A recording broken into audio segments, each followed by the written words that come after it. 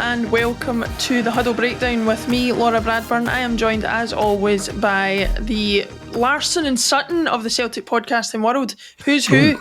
I'll let you work it out. James, how are you? Matching black shirts today, Alan. I just noticed that. Yours is cooler. Although mine is a band, not the Pixies, though. Yours is cooler. I'm about to either show my age or show your age. Who are the Pixies, Alan? Oh my God. Oh my God. Yeah. Wow. Am I that old? Jesus. You are, Alan. Yeah. Where do you start with that? Crikey.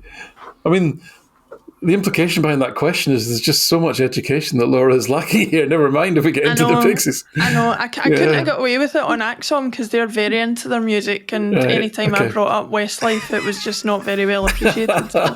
Yeah, that's part of your problem as well. Okay, well, listen, that's fine. What's the other problem?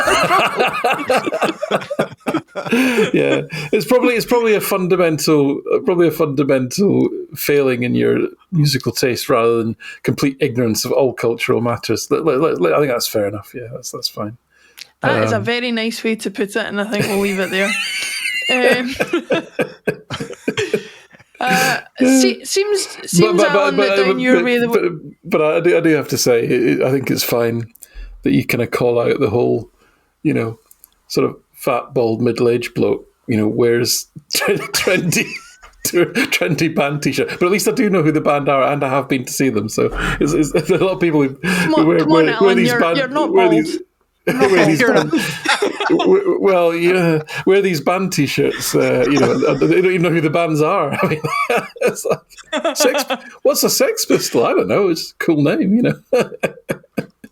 I actually only found out the other day that apparently that is a euphemism for a certain male appendage, but. Who knows? Who knows? Yeah. Anyway, to the football. Thank God. James, we're all sweating here. James, I'll come to you first. Dundee United, we were up against at the weekend. A pretty comfortable win to secure our fourth league title in a row, and an actual 55th league title. How did you feel the performance went in wrapping up the title? Well, to keep it on theme here, I've been listening to some other podcasts in the glow of clinching, and for me, it's kind of been like a tantric enjoyment because this has been going on so long that I've known this was going to happen. So when it finally is official, it's certainly enjoyable. But I've been celebrating since late last year, and we're going to go over goals of the season on Extra Time with Martin on Thursday, and we've just been really spoiled this season. A lot of awesome goals, and including on the weekend. So just some really great goals. I think we need to give a shout out to Jim Goodwin for setting up the way he did, which I think we can get into this. And Agent Goodwin, as he's known. Yeah. Yes, and causation correlation. This one certainly correlated. He did us a solid by the way he set up. It was not the way we thought he would. It was nothing like what he had done in that horror show at Aberdeen, that 0-0. We caught them on the counter, caught them on the break. Guys were able to run in space. Really, the kind of game that makes Kuhn and Maeda when they're playing on the wings, like we saw in Europe, like we saw in the preseason games against Chelsea and Man City. It's like, we're very, very dangerous in that way, and obviously, and against a team of Dundee United's level, for them to allow us to do that was just made for a fun afternoon and some awesome goals. Some great performances. I thought it was noticeable as well that it seems like we've really settled on the tactics on addressing the high press, with Hatate being the second to drop in with McGregor. It's something we've talked about for quite a while now on all of our shows, as kind of an idea that we wanted to, or we're hoping to see as being kind of the primary tactical adjustment. So we'll certainly talk about that as we preview the game coming up with the derby on Sunday. But so yeah, great all around. Nice little throw out by Sinisalo to so it's just all around a lot of good performances.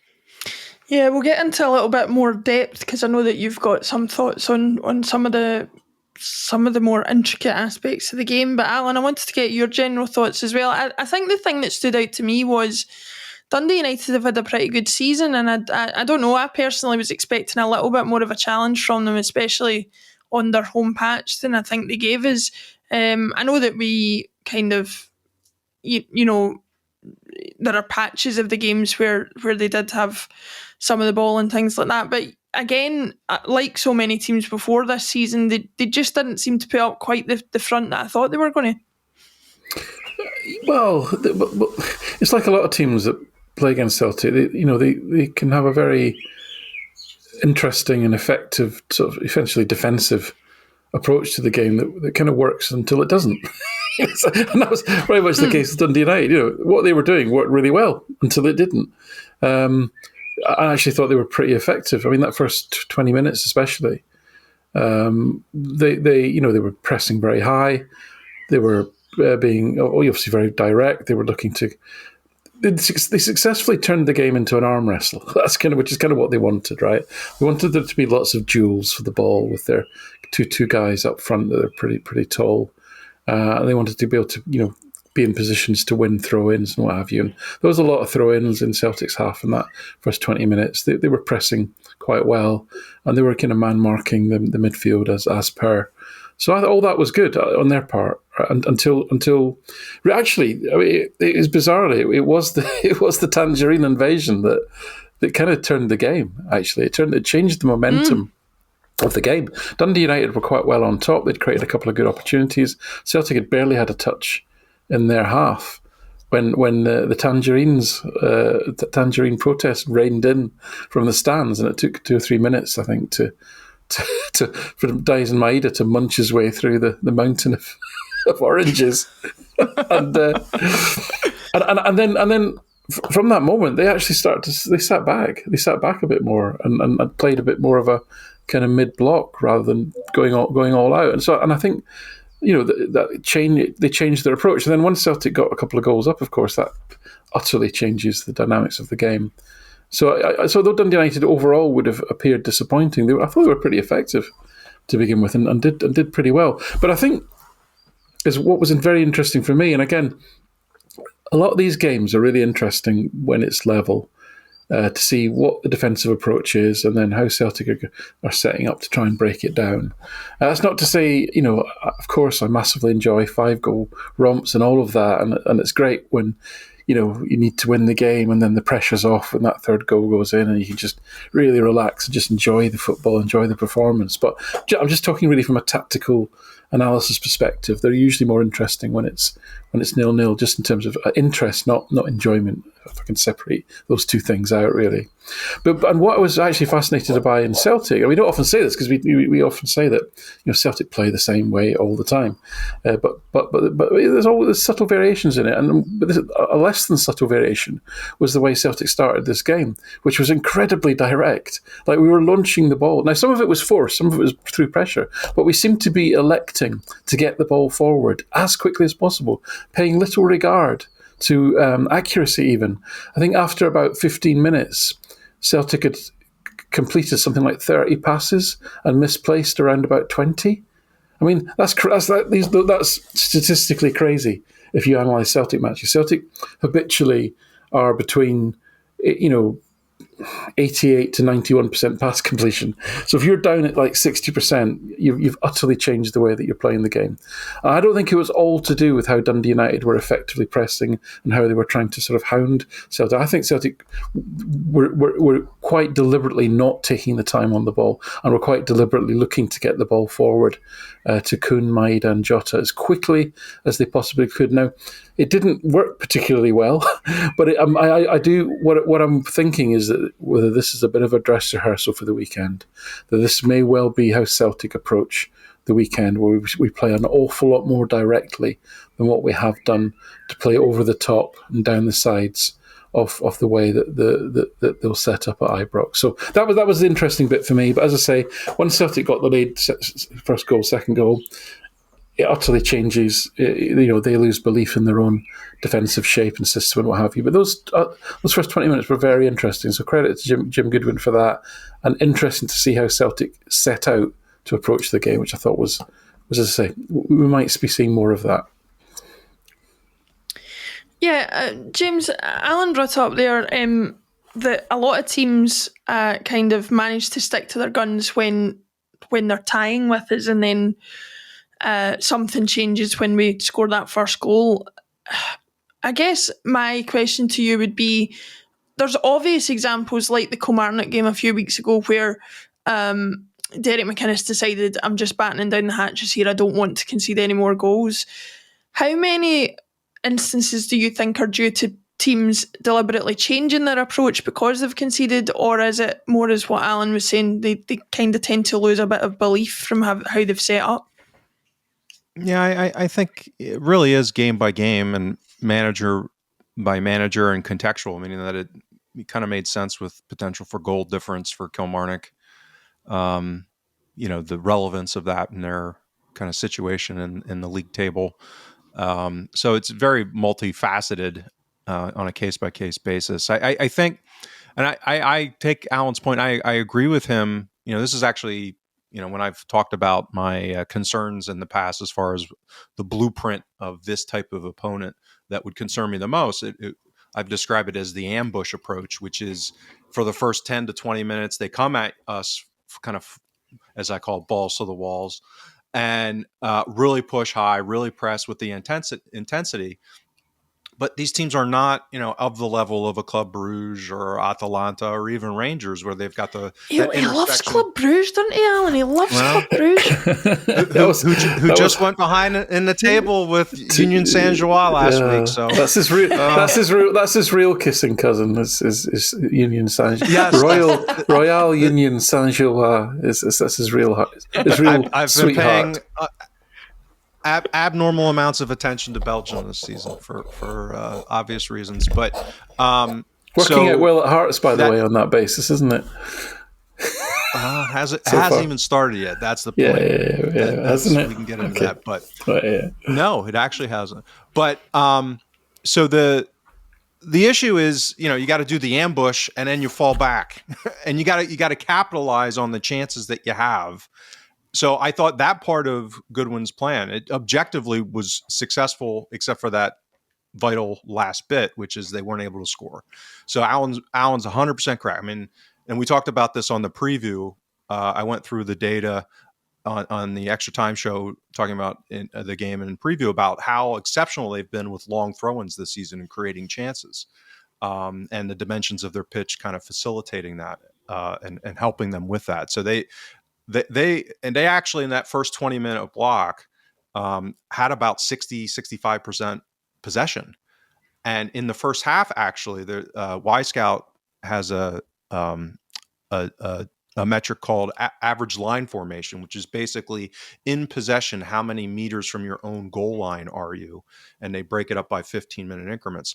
Well, their first half average line formation was higher than what Bayern Munich's was against us at the Allianz, right? This is not a level of forward attacking,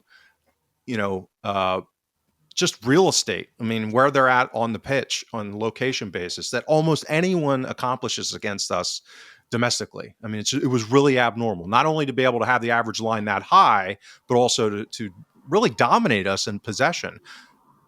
But they didn't do anything with it ultimately, right? So that 20 minutes was great, but to persist with that, with the competitive dynamics, you're gambling, because it just takes that little bit of falling off to, just that little bit of fatigue, just that little bit of a mistake positionally, those type of situations where all of a sudden you get the second, because the first goal was a set piece. It was an own goal technically, right? That these things happen for any team. So that wasn't kind of from open play. We didn't catch them in transition. We didn't carve them open like we ended up doing on a later goal.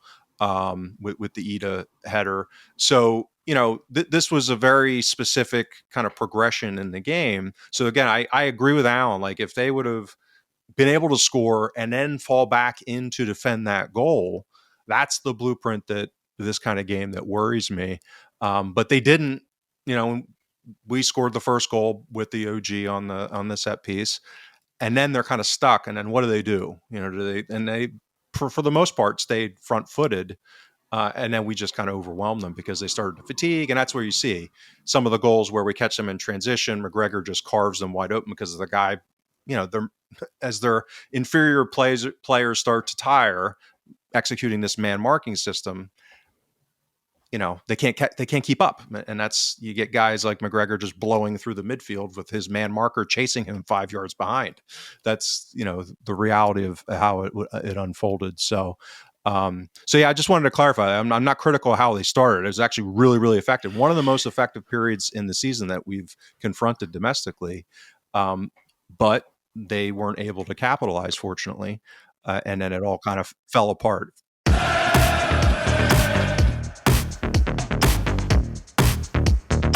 What do you think was Jim Goodwin's idea then, in terms of, because on paper, like a sort of layman's view of it would be, well, we started with Jota, we started with Kun, we started with Maeda.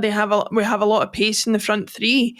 You would expect a high line then to not be the best option in that sense, because they could be caught when they're trying to play the offside trap. Or was it a basic thought of, like, we're trying to keep the ball as far away from our goal as possible?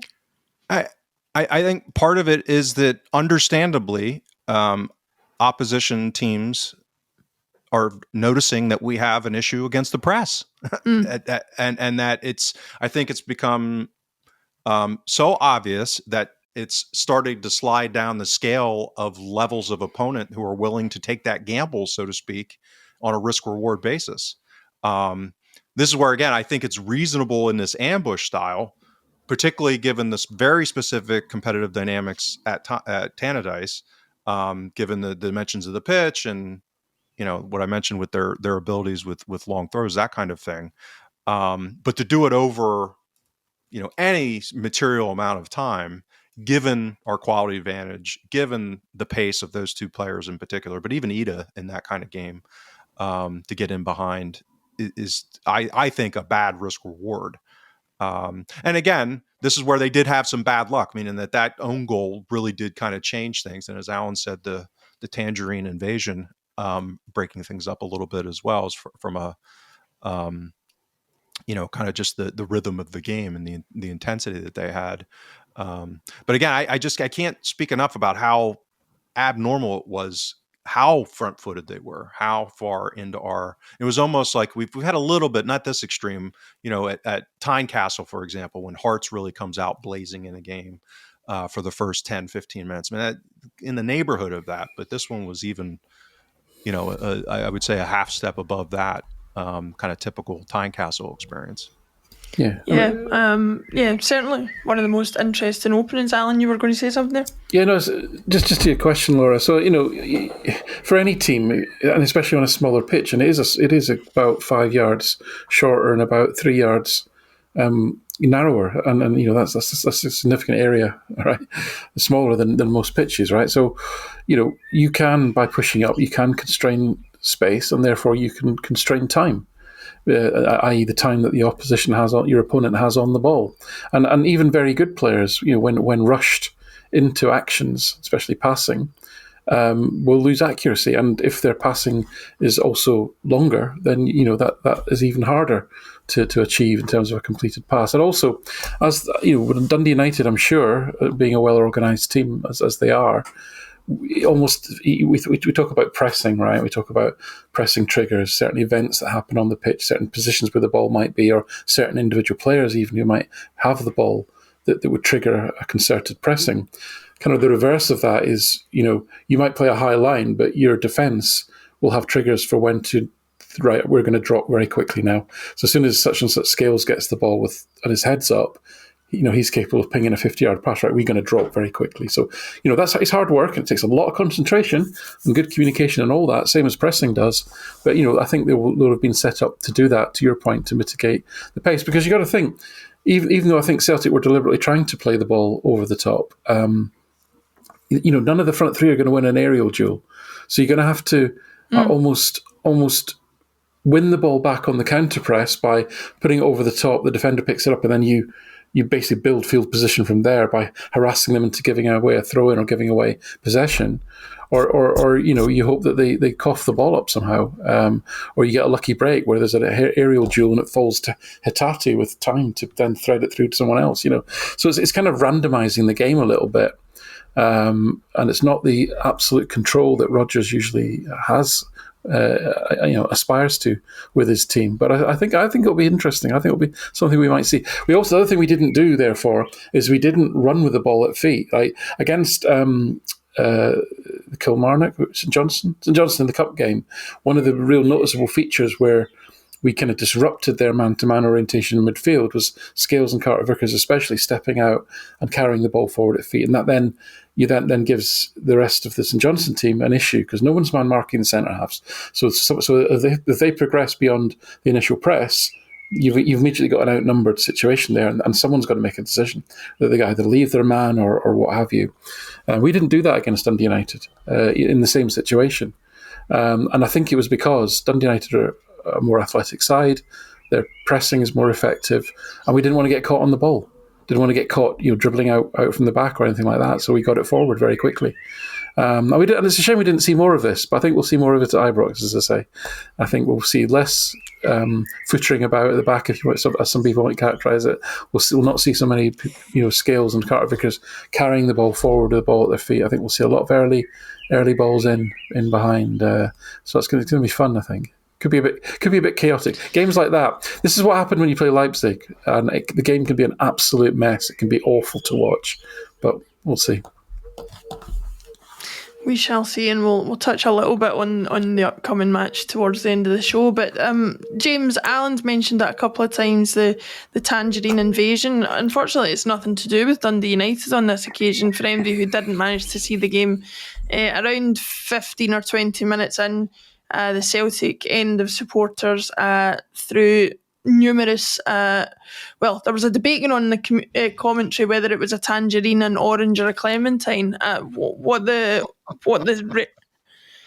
a satsuma. The relevance of that I'm not sure, but anyway, they threw it on in protest at the ticket prices, along with banners saying such things as "enjoy the fruits of our labour." I believe away fans were charged £42 for the ticket, which, especially in the current climate, is an extortionate amount to pay for a match at Dundee United, I would suggest. James, what is your opinion on the current sort of feeling around the ticket prices, the raises, the fact that it's coinciding with the now increased price of the season ticket that fans are being asked to pay for?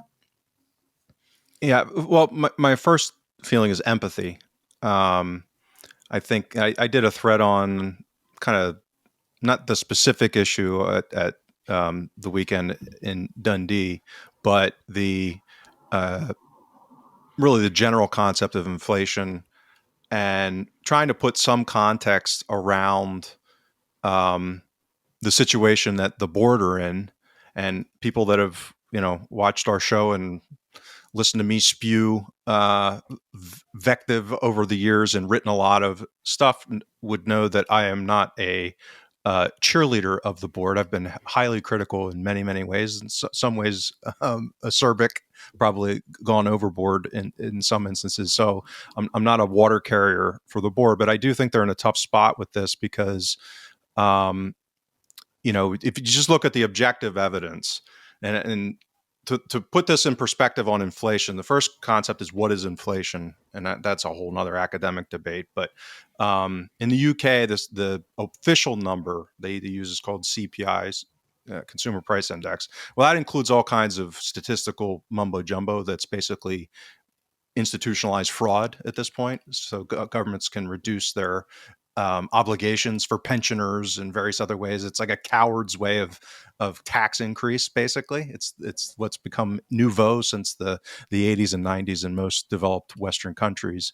So they do something like, it's called hedonic adjustments, where they say, oh, that car you bought, it's the same model 20 years later and it's now double in price, but we're going to say it's actually lower than what you paid in 1995 or 1999 or whenever, because you've got Bluetooth in it now and you've got this nice shiny screen, and your net benefit that you get, the quality is higher and it offsets the price increases. Like, it's a whole thing.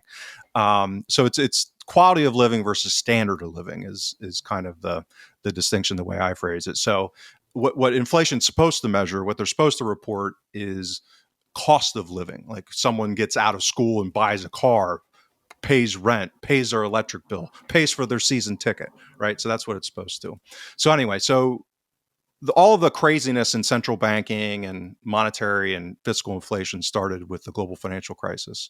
So that's why I started the measurement. And since then, average annual price increase, and again, it's not every year, I'm taking the full period since the spring of 2006 renewal for the 2007 8 season, is like 1.54% per year average annual increase. Okay.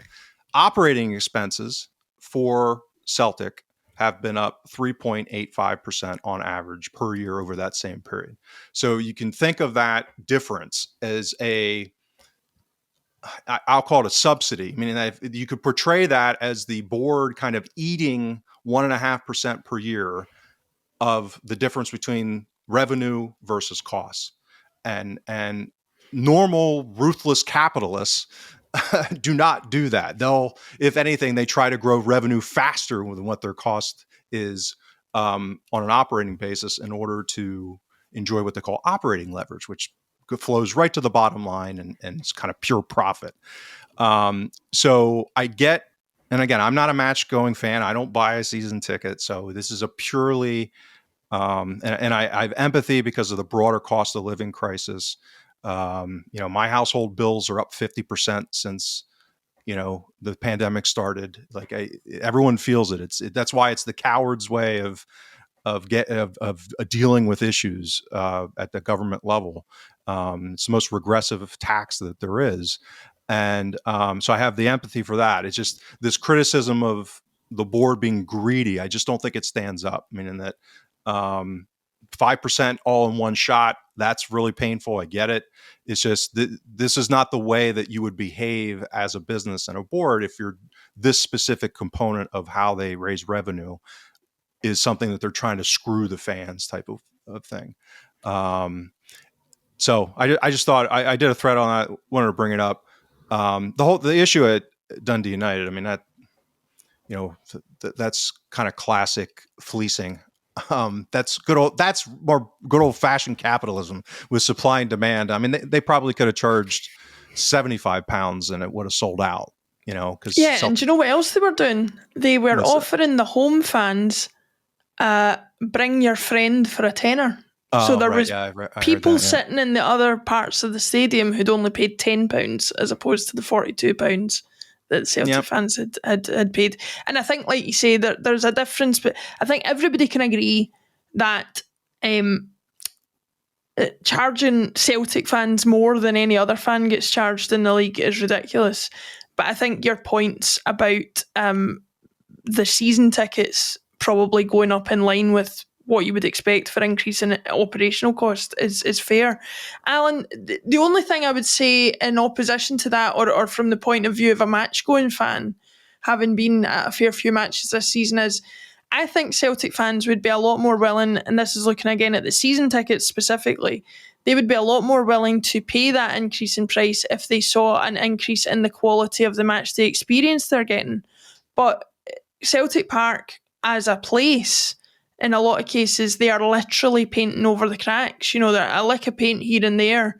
They are applying to kind of freshen up the look of the place. But compare Celtic Park nowadays to 10, 15 years ago when I did have a season ticket. There hasn't been really massive upgrades in any serious sense of the words. I think if you exclude maybe the Celtic Way, What's your opinion on the protests and all the discussion going on around the prices? Yeah, I think we're talking about some slightly different topics here. I think the issue about what clubs in the SPFL do when Celtic or even the Rangers come calling, in terms of how much of their stadium do they allocate to those away supporters? Do they prioritise their own fans over the away fans? How do they build? How do they continue to build their own fan base and make sure they're not disrupting them and their season ticket holders, versus do what we saw at Dundee United, or what we remember happened at Kilmarnock, where they gave Celtic 3 stands, essentially maximise the club's income for that game, really milk the game by essentially turning it into an away game. I think these are all interesting debates, and this is Dundee United being opportunistic. I think it's ridiculous that one person can spend £10 to see the same football match as somebody else spends 42. I mean, I'm sure, obviously it's not illegal, but it's clearly, I think, morally that's very questionable indeed, and I think they're right to protest about that. But there's so many parts to this. Celtic fans protest, it gets seen as entitled and what have you. People don't realise that they're making a general point. This could be you. This could be any fan group, essentially, at any point of time in any game that is going to be impacted in this way. And what you really want is for owners en masse to treat fans with greater respect and consistency. That's really what people would expect. So I think those conversations, and whether I think St Mirren would claim that by not going down the road of opening up two of their stands when Celtic and the Rangers come calling, they've demonstrated they've actually increased their home capacities, and their home attendances. That's great. I think that's a really good news story. And so why should they? Yes, there may be some empty seats and what have you. And I think it's this frustration for Celtic fans. They go to these grounds and they say, you're only giving us one stand, and yet there's huge gaps in the other 3. And this is the conundrum I think everybody has. But obviously, season ticket sales tend to kind of mitigate that, in the sense that you've got fixed and predictable income that you then sort of amortize over the year. So all of this is very interesting, and is about to become more interesting, because we come back to the hot topic in Scottish football. Once American owners get hold of certain football clubs, you're going to see a very different model in this regard, right? Because as I keep coming back to, and again, you won't read this anywhere in the gushing pish, is ultimately they don't want season ticket holders. They don't want season ticket holders because what they actually want is they want to have flexible pricing. They want each game to have a certain level of predictable income and a much larger level of, we want the tourists to come in, and the tourists, because it's a special occasion, they'll pay a one-off. They'll pay a higher price, and they want dynamic pricing, that the demand of the game will drive a lot of last minute business or what have you, and the price will be altered depending on the demand. Hey, what was the 40? You think £42 a ticket is bad? Wait till you pay £1,000 a ticket. Wouldn't that be terrific? You think I'm exaggerating? Fucking not, right? This is what happens in England. This is what happens in the English Premier League.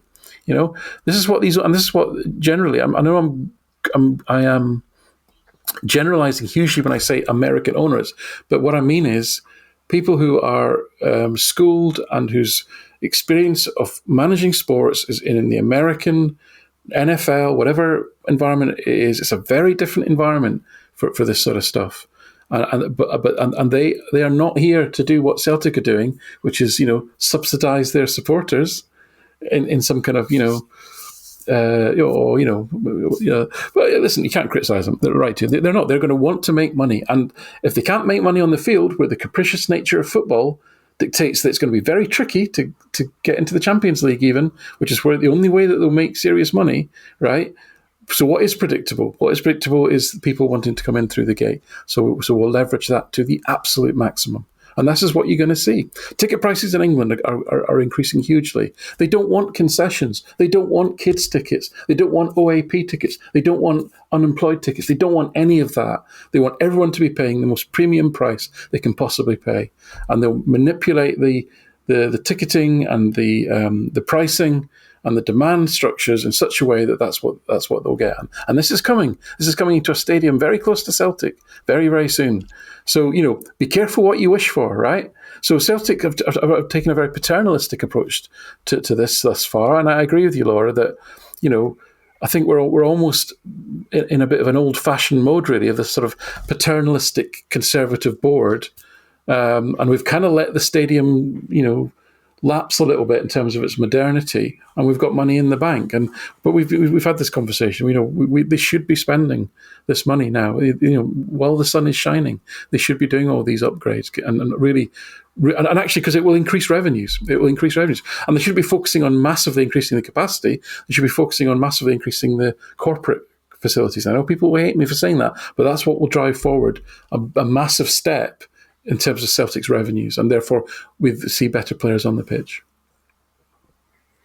Yeah, and a lot of people listening to this and a lot of football fans in general will not like to hear it, but I would love for Celtic to have a stadium that is the Tottenham Hotspur Stadium of Scotland, one that becomes the place to host things, whether it's a Beyonce concert or that's the other whatever. thing. They want this has to be a multifunctional, multi-purpose stadium. It has to be open for business 365 days a year to host stuff. That's the only way you. And this is where Tottenham have been. This is what Tottenham have done. That was their model to do that. Now, ironically, they're not owned by Americans, but that's very much the direction that they've gone down with that. And their stadium costs an absolute fortune, and it has all the bells and whistles as well. So it's like it didn't skimp on anything. It cost them a huge amount of money.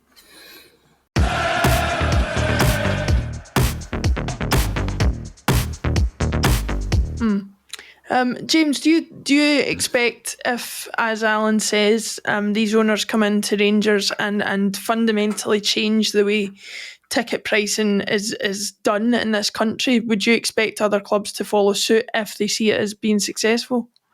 It really, again, it's a club by club basis. It depends on the relationship the club has with their supporters. And again, this is why, because I know this is not going to be a popular view that I've shared and the way I've characterized it. Because again, no one likes to have any bill go up by 5% in a shot. Like, it really sucks. But I think it's unfair. The nature of the ownership of Celtic. I mean, it's a PLC. It's nominally a for-profit entity. It's not a charity. It's not a like the German setup with the 51%. It's not supporter owned. So the fact that they've kept the increases, because to Alan's point, the American model would be to increase prices, and whether it's dynamically with this way that averages out, it would be like a 5% per year increase in perpetuity over the last 25, 30 years would have been the American model. And, Celtic's board have kept it 2% below the rate of growth of what their cost base has been on every single year. So that 2% is a subsidy of sorts, that they've kept prices lower than they otherwise could have been. Now, I know that that's not going to put money in someone's bank account this week as their paycheck goes lesser than it did the week before or the month before, or certainly the last few years. But that's like the functional reality of this kind of situation. And to Alan's point, when you get ownership that is going to milk the cow maximally, they're gonna probably bring in. I mean, this will be classic kind of model. They're going to bring in a ticket exchange, and not like a swap market where you just I'll give you face value. It's going to be a premium, and then what happens is these sports entities, they will partner with the ticket broker and get a kickback and revenue on volumes, that extra fee that you pay to buy it on that market, and any price increase that gets kicked back to the club or the league. In the US, it's all league because it's all colluded and, run through the closed league system. But that will probably, I would be shocked if that doesn't enter the equation. But who else joins in? That I really do think, because there's not that level of cohesion. You don't have the closed league commissioner type system in particularly in this case, Scottish football, it will have to be on a case-by-case basis. And I think my sense is that the culture at most clubs, the vast majority of clubs, this would be antithetical. I think this is a very specific situation that's going on at Rangers. So I suspect, but that's me kind of guessing. Yeah, it'll be interesting to see how it works out for that and so many other reasons, but we shall wait and see. Speaking of Rangers, Alan, we are facing them this coming Sunday. I, for one, there's going to be people, whether they're trying to protect themselves or not, are going to say the league is wrapped up. This game doesn't mean very much. I know that Ange Postecoglou lost the game against Rangers after wrapping up the league. I have to say personally, and people will say people might say that I'm overreacting here. I've been known to do it from time to time. But I really think it would be a bit of a stain on the season if we don't get a win here. Because as far as I'm aware, having looked back, it would mean one victory over Rangers all season. And for me, that's not good enough. How successful do you think Brendan Rodgers will be in getting that message across to the players, even though some of them might already be on the beach in their heads? Well, I don't think we can level that. I think that was a fair criticism, especially the way it's the Johnson game, and maybe for one or two players in other games. Yeah, all that. There goes all that. Alan. But he seemed to be back to his best at the weekend, which is great to see. And I think there's a lot of professional pride there. I think most of the players at Celtic have been there long enough to know what it means to play for Celtic, know what it means to... we talk about this all the time. You hear this all the time, and therefore, because you hear it all the time, it dilutes the message, which is, they have to win every game. Well, just think about that. That is intense pressure, and it's also very difficult, right? Especially when teams that you're playing aren't necessarily thinking, we'll just play our natural game, and, right? Every single team that Celtic play in Scotland specifically comes up with a plan that maximises their strengths to stop Celtic playing, okay? And we know there's a massive resource gap, right? But we saw during the COVID season, it can go off the rails, and that resource advantage can be swept away quite quickly, actually. And very sobering to consider that. You could even argue we had a more talented squad in that year than what we've got now, right? So a multitude of things. I'm not intending to revisit what happened in that year, but a multitude of things can go wrong, and it can get derailed, which is what happened. It was many factors, but people that say it's easy, right? I've said to you this many times before. The gap in wages and the gap in revenues and the gap in staff costs does not equate to gaps in ability on the football pitch. If you pay for every million you pay, I'm just going to make this up for illustration. This isn't. I've not modelled this or anything, but it's a bit like for every million you pay, you add another 0.1% to your abilities, and it's almost exponential. And the more that you want to add another 0.1% of ability to your squad, you're going to have to pay another million or more than a million, right? That's what football's like. There isn't a massive gap in that sense, Clearly there is a gap. As I say, you then got the fact that the teams will specifically set up to stop Celtic playing. That's what they're set up to do. So my point being that these games are not as easy, and I think therefore for a footballer to learn that and to appreciate that, you've either got the likes of Greg Taylor, McGregor, Luke McCowan, who just because for cultural reasons just get it, they know it, right? And then you'll get those like Alistair Johnson, Cameron Carter, because they've been around long enough now, leaders in the dressing room, they know what is expected. They know what the expectations of the fans will be.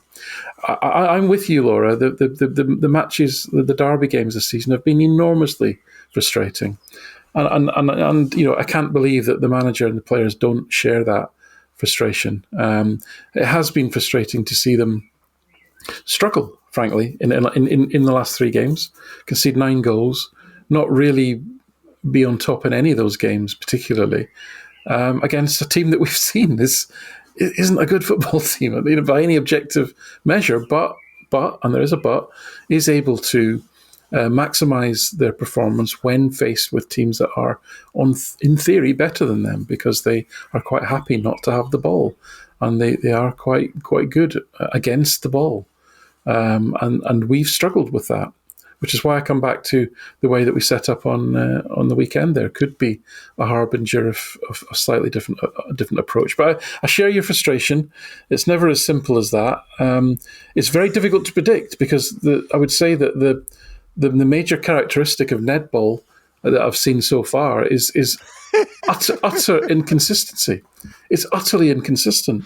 I mean, if you look at the XG in their matches, they've been, it's 50-50 whether they've had, higher or lower XG. And other than the two games against Athletic Club and away at Aberdeen and at home to Fenerbahce, where they've had massively negative XG differentials, but still managed to pull out 2 or 3 draws from these games.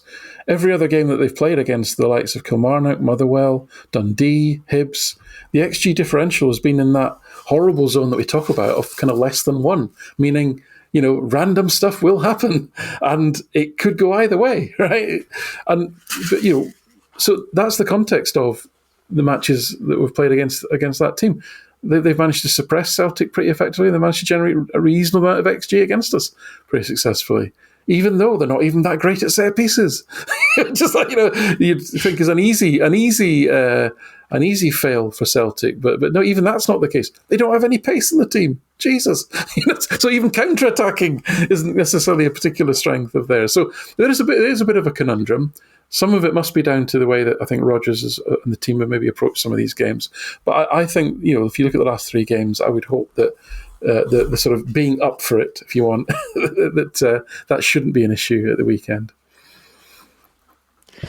Yeah, James, Alan mentioned there that, the last 3 games have perhaps been a bit of a dress rehearsal for what's coming up on Sunday.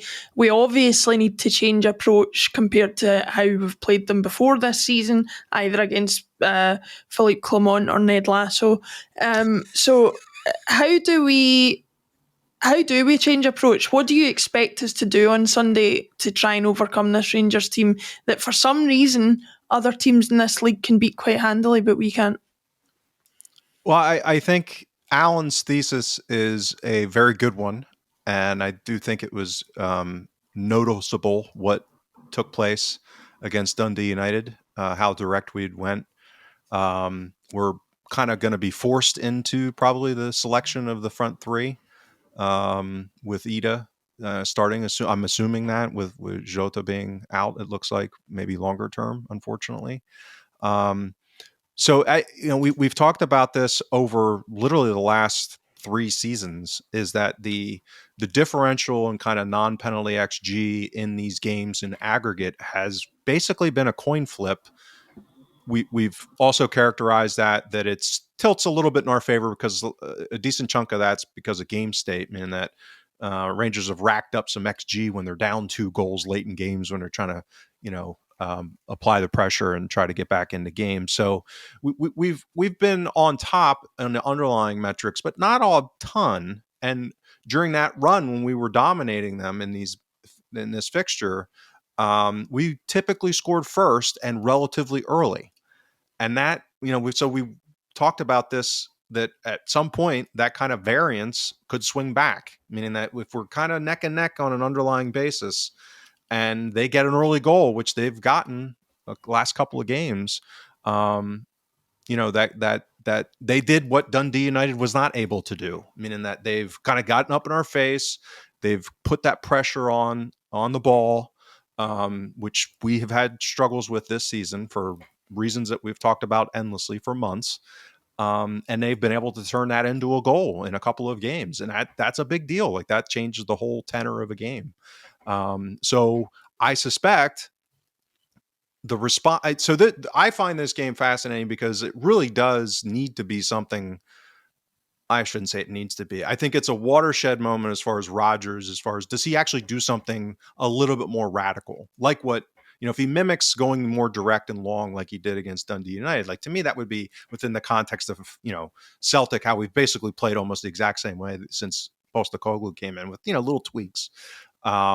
If we went real direct and said, "Here, you have the ball," it was like that the derby in 1920 when the kickoff went straight out of bounds under Lennon, right? If everyone remembers that deep right, kicked it out of bounds, and basically we played, "You have the ball," and they couldn't do anything with it pretty much the whole game, and we handily beat them. So I wonder if we're going to come up with something like that in order to basically dare them to do something with the ball in possession. I kind of also agree with Alan. Like, that's a recipe for it turning into an absolute crime against the sport where both teams are just shelling, basically daring the other one. It's almost like a hot potato. I don't want it, you have it. I don't want it, you have it. And it would just be a bunch of midfield battling for second balls. So I could see that scenario happening because,